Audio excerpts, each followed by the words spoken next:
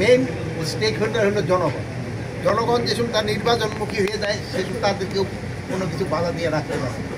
আর নির্বাচনে আরেকটা বড় ফ্যাক্টর রয়ে গেছে হলো রাজনৈতিক দলগুলি, যারা নির্বাচনে যাবে তারা যেসব নির্বাচনমুখী হয়ে যাবে সেই সময় কোনো সমস্যা নেই। আমার মনে হয় তারা অলরেডি নির্বাচনমুখী হয়ে গেছে, যেহেতু সবাই তাদের মোটামুটি তাদের প্রার্থীটা কিন্তু ডিক্লেয়ার করে ফেলছে অনেকই। তো যেহেতু ডিক্লেয়ার করে ফেলছে তারাও কিন্তু অলরেডি ইলেকশনের মুডে চলে আসছে। এই জন্য কোনো ধরনের কোনো সমস্যা হবে না, নির্বাচন খুব শান্তিপূর্ণভাবে হয়ে যাবে। আমরা সবাই সহযোগিতা করব এবং নির্বাচন শান্তি আবার ঢেলে সাজাবে। কিন্তু এইটা হলো ইলেকশনের শিডিউল রাজধানীর জেলায় আগে। আর এই যে নর্মাল যে একটা প্রসিডিউর যেটা চলতো সেটা সবসময় চলবে। স্বরাষ্ট্র মন্ত্রণালয় থেকে পোস্টিং অর্ডার বের হয়, অন্যান্য মন্ত্রণালয়গুলির থেকে। এটা হলো একটা প্রক্রিয়া, সবসময় চলমান প্রক্রিয়া।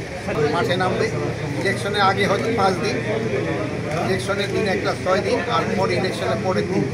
এটা অবশ্য নির্ভর করে ইলেকশন কমিশনের উপর তাদের সাথে আলোচনা করতে পারে। আমরা প্রপোজাল দিচ্ছি 9 দিনের জন্য। ওই ইলেকশনের আগে যে 5 দিন সেই দিনটা একটা বড় ধরনের কার্যক্রম চলবে। যেহেতু এই সময় ধরেন আমাদের এখানে সেনাবাহিনী আছে মাঠে 30,000 প্লাস, হয়তো আস্তে আস্তে হয়তো আমরা তাদের উঠাবো এক সময়। আর এরপরে ওই সময় আমরা প্রায় 1 লাখের মতো সেনাবাহিনী, প্রায় 1,50,000-এর মতো আমাদের, 35,000-এর মতো আমাদের বিজিবি থাকবে, প্রায় নেভি থাকবে প্রায় 5,000-এর মতো, কোস্ট গার্ড পার্ক থাকবে প্রায় 4,000-এর মতো, র্যাক থাকবে প্রায় 8,000-এর মতো, প্লাস আনসার থাকবে প্রায় 5.5 লাখ টাকার মতো। এই আনসার কিন্তু ইলেকশনে একটা সবচেয়ে বড় ভূমিকা পালন করে।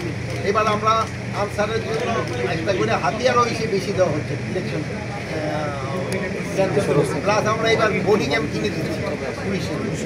এই জন্য ইলেকশন খুব শান্তিপূর্ণভাবে হবে এবং কোথাও কোনো রকমের কোনো অসুবিধা হবে না।